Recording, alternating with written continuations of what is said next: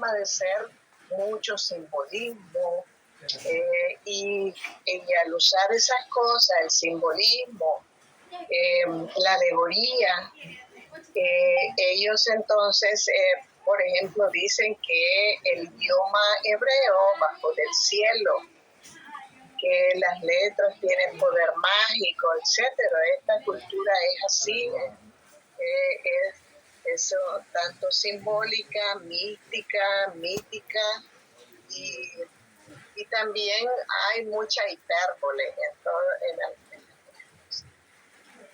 Bien. Aproximadamente 200 años antes de Cristo se hizo una traducción griega de las escrituras hebreas, que fue ampliamente aceptada como una traducción legítima y divinamente inspirada. Vamos a ver aquí la historia y todo lo que más o menos se dice o se ha dicho sobre la historia de la Septuaginta. La tradición relata cómo el rey Ptolomeo II de Egipto, en el tiempo de los Ptolomeos, en el periodo intertestamentario, Ptolomeo II, rey de Egipto, estableció una vasta biblioteca en Alejandría. Recuerda que estos son aliados del periodo griego, en las conquistas de Alejandro Magno. Por eso esta ciudad se llamaba Alejandría, ¿no? Alejandro Magno, y como esta cultura, los griegos, como ustedes saben, una de las grandes culturas, había un empeño por tener una biblioteca completa, hasta donde podía decirse completo. Y entonces este rey quiso tener una copia de las escrituras hebreas en ella. Y en ese entonces se decía el pueblo del libro. Es un término muy antiguo. Entonces este rey quiso tener ese libro en la biblioteca. El asunto es que estaba solo en hebreo y nadie leía hebreo en Egipto. Entonces él hizo el encargo de 72 ancianos, 6 de cada una de las 12 tribus de Israel llegaron a Egipto para cumplir con la solicitud del rey Ptolomeo. Ptolomeo invitó a los ancianos judíos a preparar una nueva traducción griega del texto hebreo que existía. Es así como nace la Septuaginta. Uno de los resultados del exilio en Babilonia fue el desarrollo de comunidades judías en diversas regiones del mundo conocido. Eso fue uno de los resultados. Recuerdan las deportaciones, las invasiones a este pueblo. Ellos fueron esparcidos por muchas partes. Entonces, había judíos por todos lados. En Alejandría, capital del reino de los Ptolomeos, el elemento judío de la población de habla griega era conocido. Habían muchos judíos viviendo ahí. Eran judíos de habla griega. Y como Judea formaba parte del reino de Alejandría o el reino egipcio, y desde el año 198 a.C., esa presencia judía aumentó con el paso del tiempo. Los judíos de Alejandría adoptaron el griego como su idioma.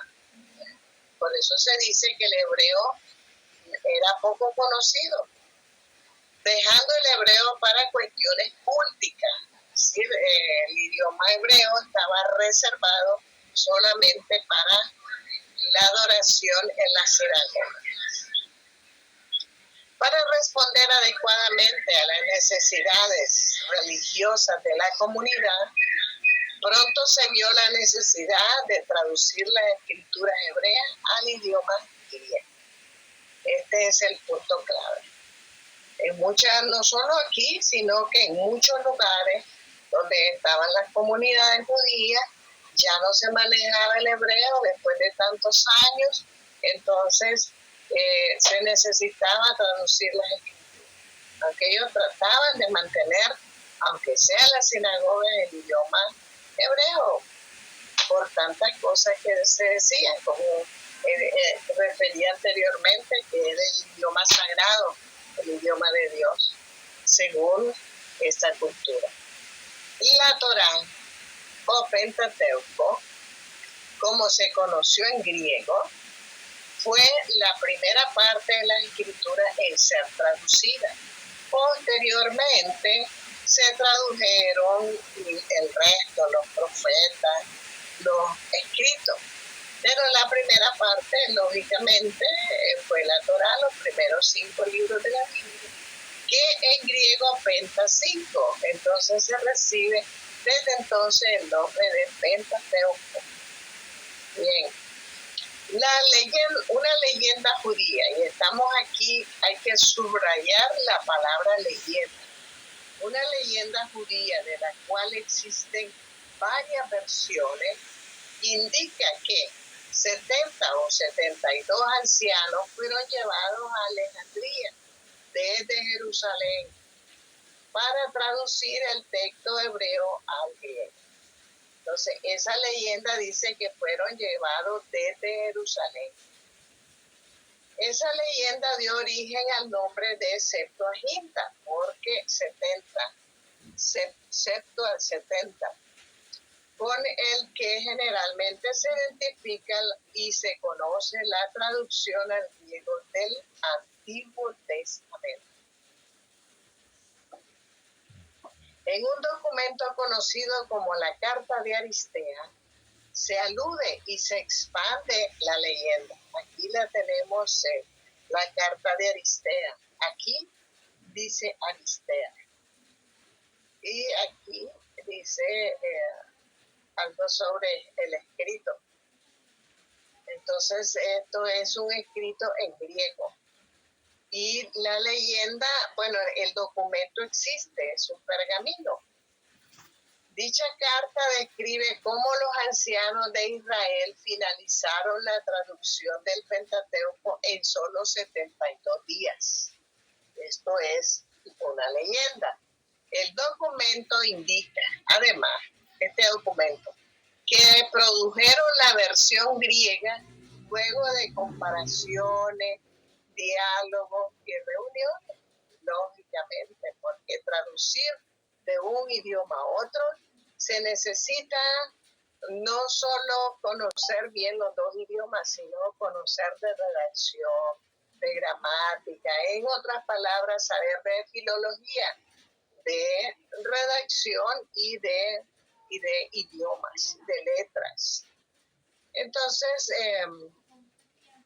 Entonces, claro, lógicamente que tuvieron reuniones para ponerse de acuerdo en muchas cosas. Posteriormente se añadieron a la leyenda en círculos judíos y cristianos nuevos elementos. Fíjense que he subrayado aquí nuevos elementos. Porque se añaden a la leyenda con el paso del tiempo. Todo es así porque es un elemento humano. Se cambia, se le aumenta, se le quita, se le compone, porque es una leyenda, es una versión oral, una leyenda. Se incorporó la idea de que los ancianos trabajaron aisladamente y al final produjeron 72 versiones idénticas. Para mí eso es difícil creerlo, porque nadie en el mundo escribe igual, mucho menos 70 personas. Filón de Alejandría, filósofo judío, relata cómo los traductores trabajaron de forma independiente, separada, y escribieron el mismo texto griego palabra por palabra. Esto es parte de toda una simbología que se una aurea que se mantiene en torno en esta cultura para decir que todo es calculado, dirigido, inspirado divinamente. Pero es un poquito difícil porque el elemento humano siempre está en todo.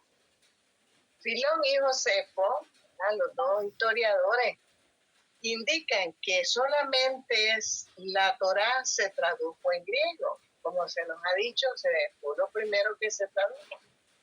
Los cristianos, después se tradujo el resto. Los cristianos añadieron a la Septuaginta la traducción de todo el Antiguo Testamento. Entre ellos, libros que no formaban parte de las escrituras hebreas. Por eso vamos a verlo, la composición de la Septuaginta, el Antiguo Testamento. Justino, en el siglo III, indica que vio personalmente las celdas en las que trabajaron por separado cada uno de los traductores de la Septuaginta. Estas adiciones a la antigua leyenda judía revelan el gran aprecio que la iglesia cristiana tenía de la Septuaginta. Estas adiciones que se le pusieron a la leyenda, bueno, era una cosa como divinizada del Antiguo Testamento, la Septuaginta era como divinizada y le tenía mucho aprecio a los cristianos del siglo I. De la leyenda judía se desprenden algunos datos de importancia histórica. 1. El Pentateuco fue la primera sección en ser traducida, indudablemente, pues son los primeros 5 libros de la Biblia. 2. Los trabajos comenzaron a mediados del siglo III a.C. Los trabajos de traducción, fíjense que estos detalles históricos son importantísimos. Los trabajos de traducción comenzaron a mediados del siglo III a.C. 3 siglos antes, 300 años antes de Cristo, se comenzó estas traducciones. Y que la traducción se efectuara en el Alejandría, lugar que concentraba a la comunidad judía más importante de la diáspora, de la dispersión o de las expulsiones, ¿verdad? La diáspora judía. El orden de los libros, de los manuscritos de la Septuaginta, difiere del que se presenta en la escritura hebrea. Ahí ya nos dijeron que se le anexaron algunos libros. Y para eso es una discusión que aquí la vamos a tener. Posiblemente ese orden revela la influencia cristiana sobre el no fueron los judíos de Alejandría los que fijaron el canon griego, sino los cristianos. ¿Qué fue lo que hicieron los judíos de Alejandría? Solo traducir lo que ya había en el canon hebreo. Pero más adelante, según lo que hemos referido, ¿verdad? Se le pusieron, se le quitaron y era un debate, este va, este no va, los libros que se anexaron y los que se negaron a entrar. Con respecto a los libros y adiciones que se encuentran en la Septuaginta, la nomenclatura en los diversos círculos cristianos no es uniforme. No hay unidad en esto. La mayoría de los protestantes denomina esa sección de la Septuaginta como apócrifa. Este es un término protestante, el término apócrifo. La Iglesia Católica lo llama deuterocanónico. Es decir, a veces no entendemos por qué se dice deuterocanónico y por qué se dice apócrifo. Los católicos, el canon católico le llama deuterocanónico un segundo canon.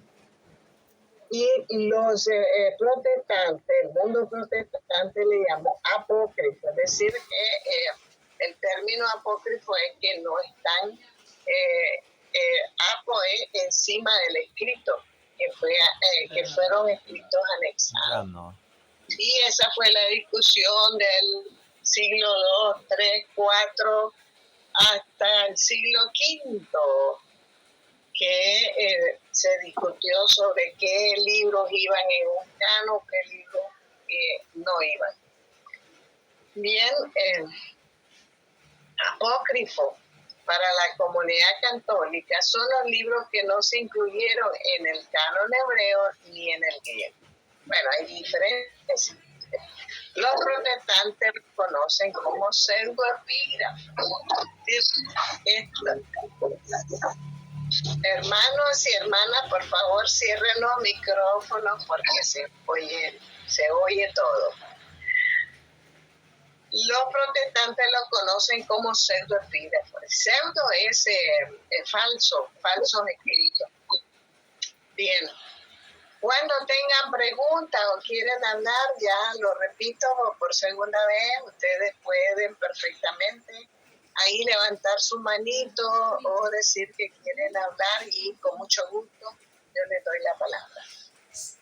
Los libros deuterocanónicos son los siguientes, es decir, el segundo canon para los católicos y para los evangélicos, pseudoepígrafes o apócrifos.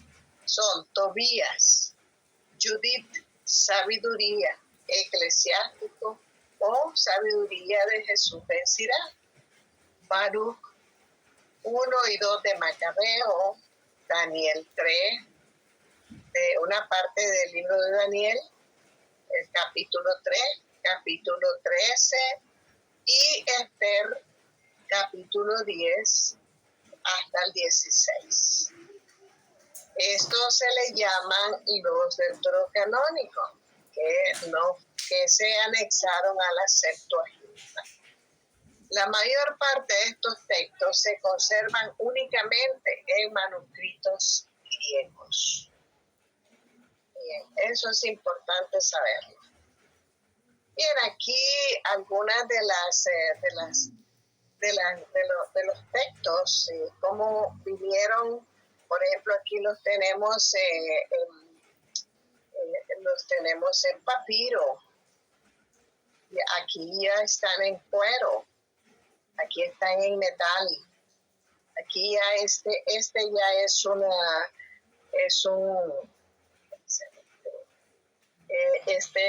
decir, ya están compilados, ya están armados. ¿Cómo se viene el proceso?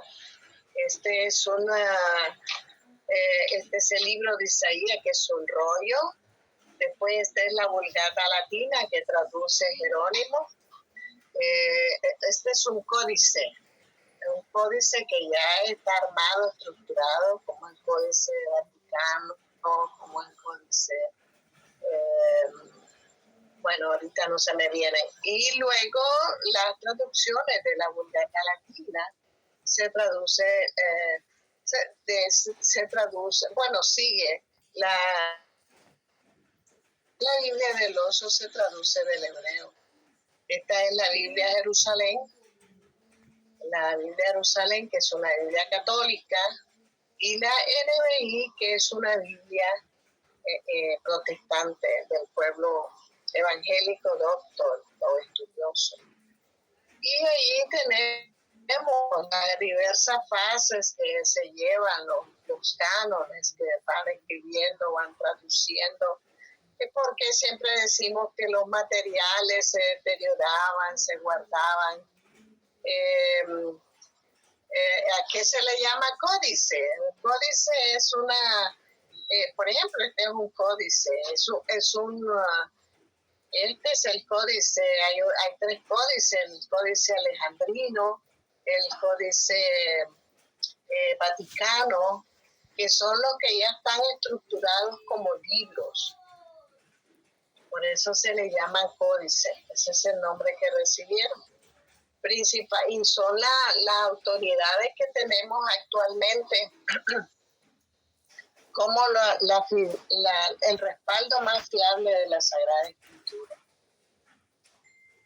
Bien, ahí solo para, aquí tenemos otra dinámica de traducción, aquí tenemos el Tanaj, que hablamos del Tanaj en el viernes pasado, que es la Biblia hebrea, ¿verdad? Y el Antiguo Testamento. Y que luego se pasa a la Septuaginta, que la Septuaginta es la traducción del hebreo al griego, ¿verdad? En aquel entonces. Luego tenemos la Biblia latina traducida al latín, luego otra Biblia traducida al latín, de esta latina se tradujo a esta otra latina. Aquí tenemos una flechita, del hebreo se tradujo la Septuaginta, del hebreo se tradujo, Jerónimo tradujo a la latina, el idioma latino. Del hebreo se traduce la Biblia del oso, pero de la Biblia del oso se traduce la Reina Valera. Y en algunas partes se dice que también se traduce del hebreo. Y hermanos, ¿alguien quiere hablar?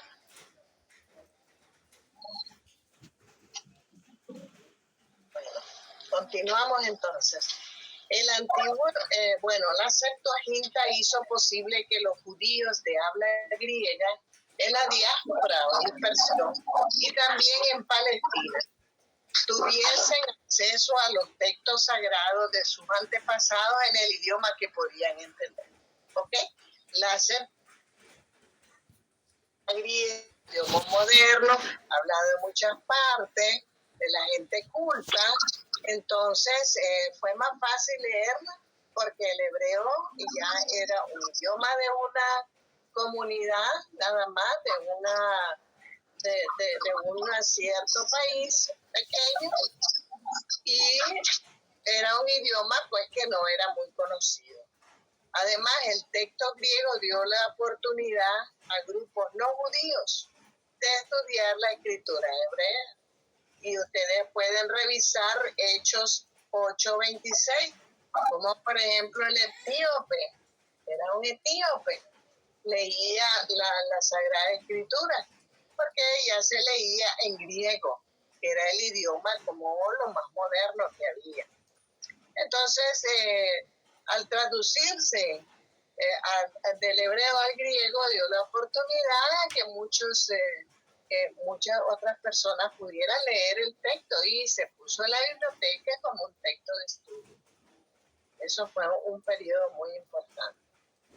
La iglesia se benefició de la traducción de la Septuaginta, lógicamente. La utilizó como su libro santo y la llamó Antiguo Testamento. Para el pueblo judío es el Tanaj. Para el pueblo católico es el Antiguo Testamento. Y para el canon protestante también es el Antiguo Testamento. El texto en griego le dio la oportunidad a los cristianos de relacionar el mensaje de Jesús con pasajes mesiánicos. Y ahí tenemos una cita bíblica.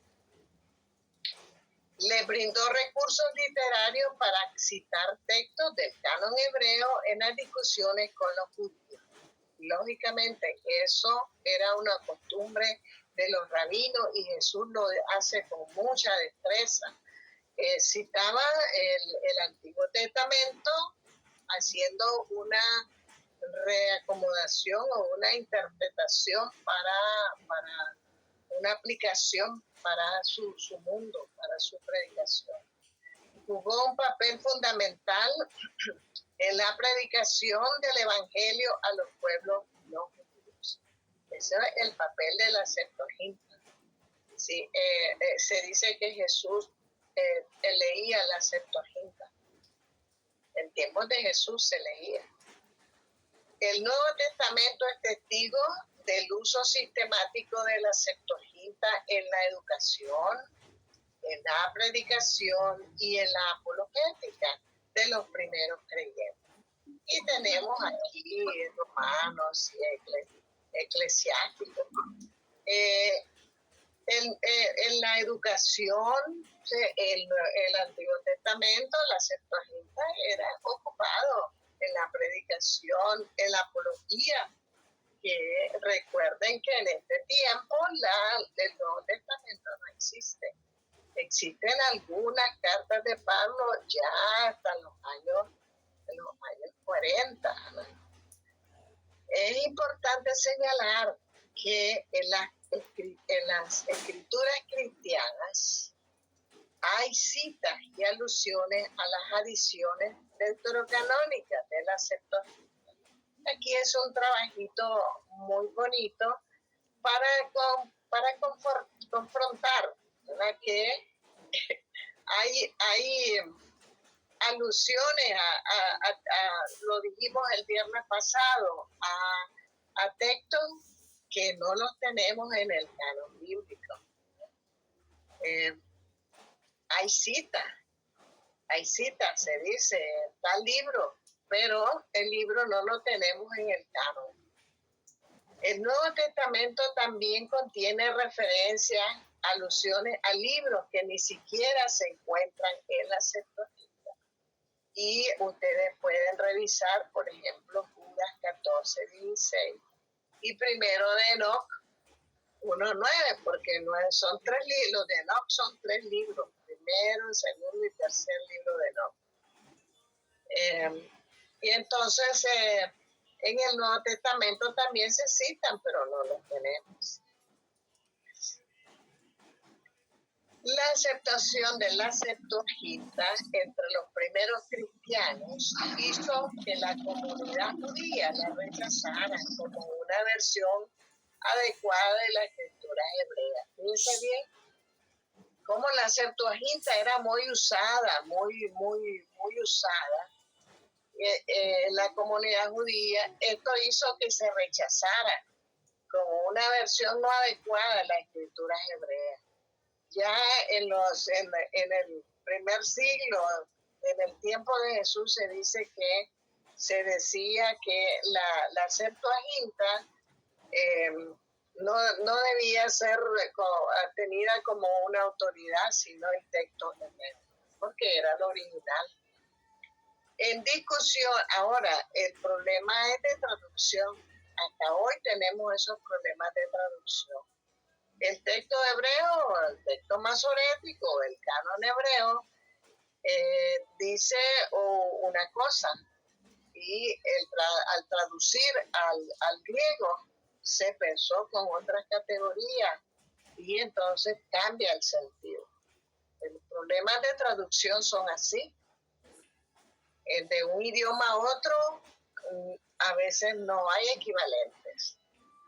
En discusiones teológicas en torno al nacimiento de Jesús, los cristianos citaban el texto griego de Isaías para indicar que la Virgen y no la joven daría a luz.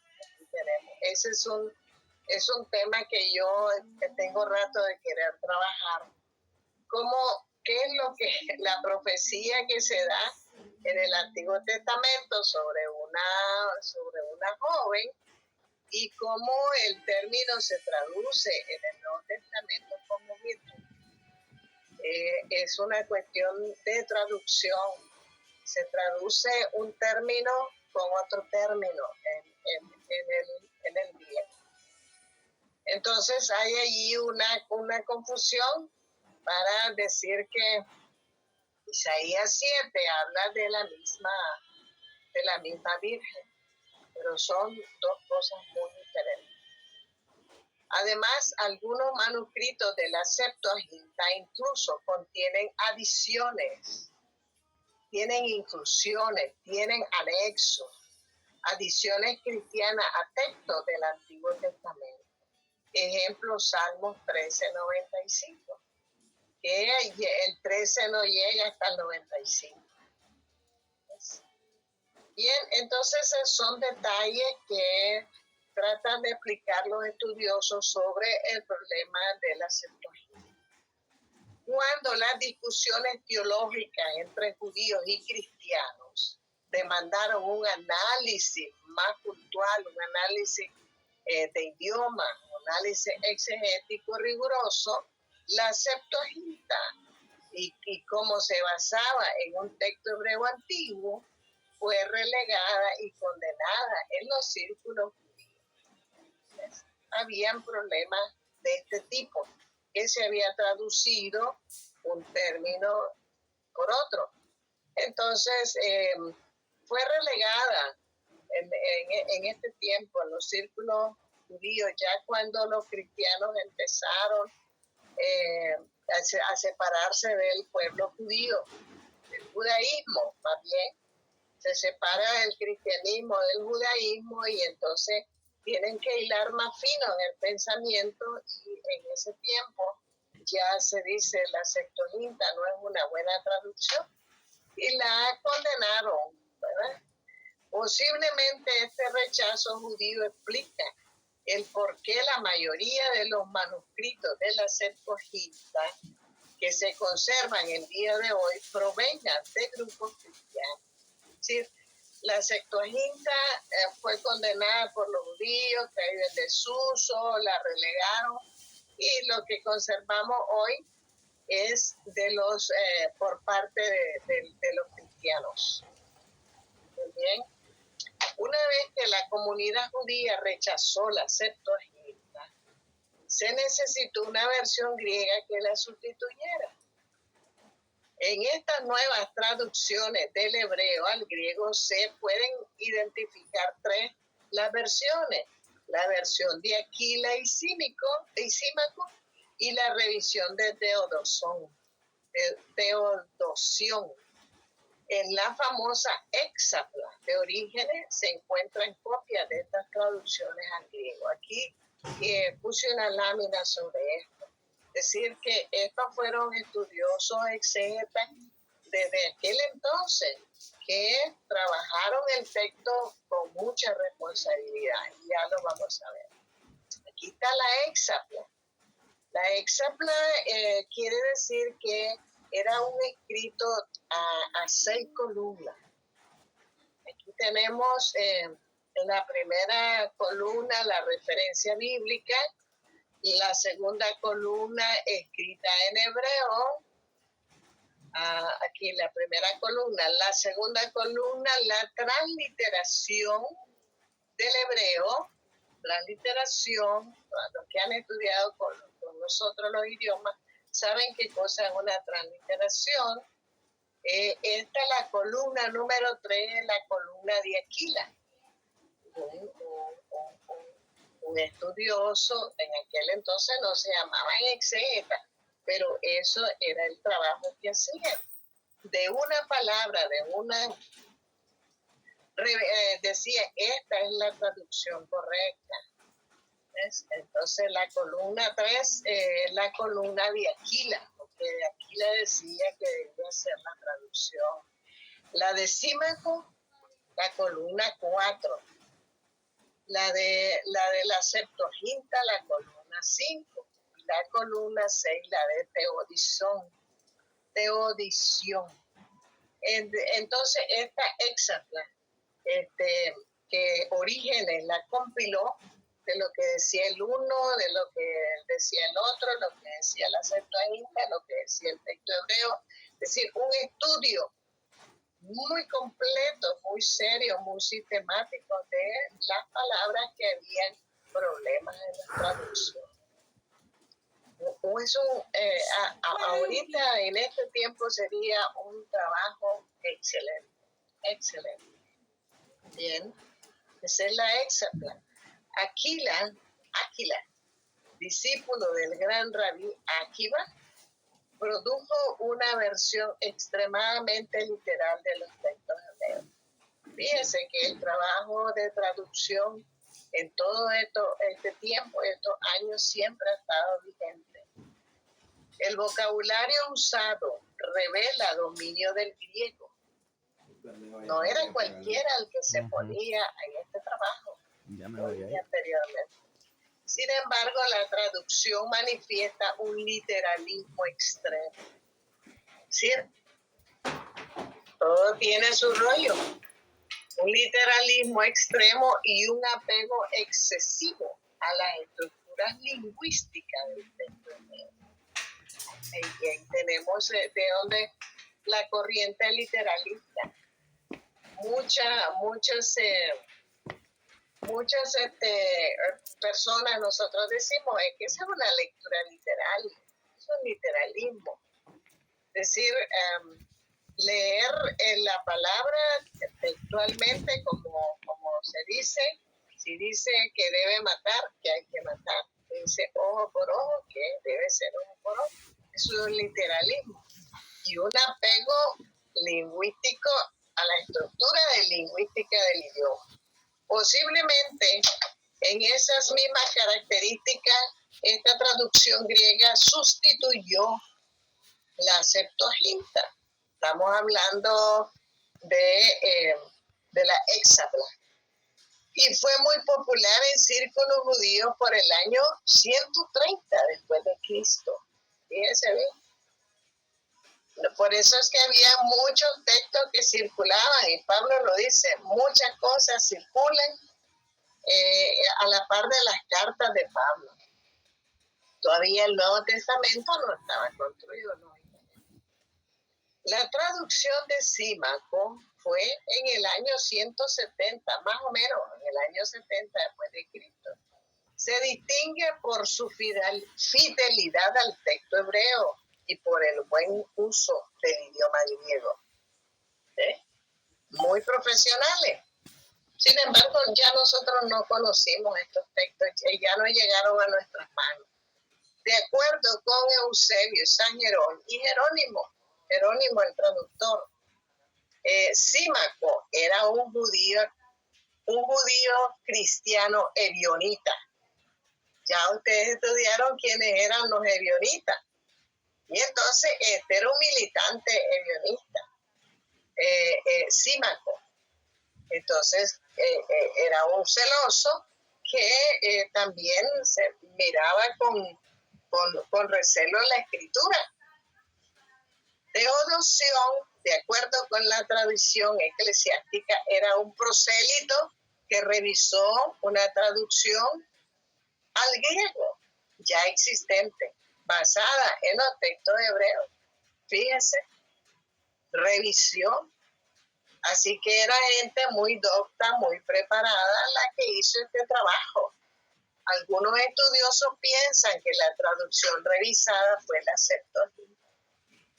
Por eso yo les he hablado a ustedes de la quinta versión de la Septuaginta, la que se maneja en la academia. Otros, sin embargo, opinan que el texto base de Teodosión fue anterior a la versión de los 70, imagínense, antes de la Septuaginta. Bueno, todo esto es parte de la construcción y del debate por los cánones, la formación de los cánones. Entonces aquí tenemos el canon del Antiguo Testamento. Existía entre los hebreos dos cánones en el siglo I después de Cristo. Existían dos cánones, tal como estamos hablando aquí. La iglesia primitiva optó por el canon alejandrino. Y lo vamos a ver cuál era el canon alejandrino. Jesús cita la escritura 37 veces, 33 lo hace usando el canon alejandrino. Los apóstoles nombraban a menudo los libros deuterocanónicos de sabiduría y judía. La traducción de los 70 en base al canon alejandrino también era citada. Los primeros padres usaron el canon alejandrino. Así que es importante investigar cuál es el canon alejandrino. Lo vamos a ver. Aquí tenemos. Entonces, del canon del Antiguo Testamento sale el palestinense con 39 libros protocanónicos.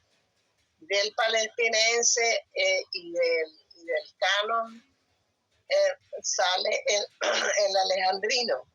Y el alejandrino tiene, tiene 46 libros protocanónicos y deuterocanónicos. De los primeros cánones y del segundo canon. 46 libros.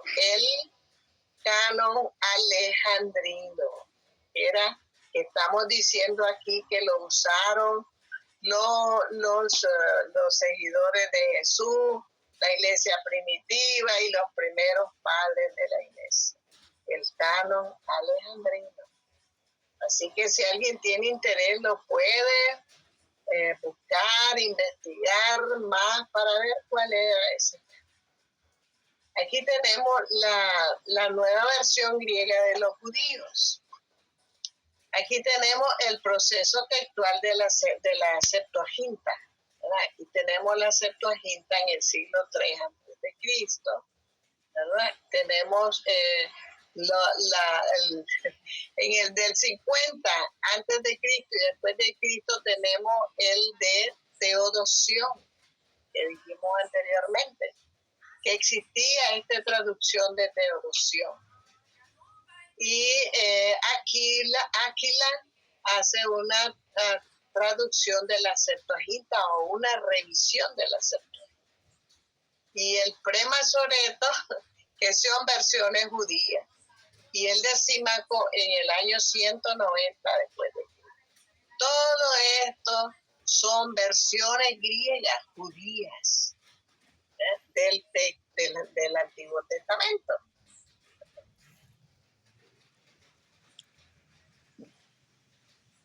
Así que entonces hay que olvidar la idea de que había un solo texto, ¿verdad? Y fíjese qué complejidad, qué es lo que estamos diciendo, que había varios textos que eran leídos, consultados por los primeros cristianos. Y bueno, que era una buena cosa, pues, porque ya se criticaba la Septuaginta, ya se había condenado. A ver, veamos las preguntas. Voy a cerrar mi micrófono para escuchar.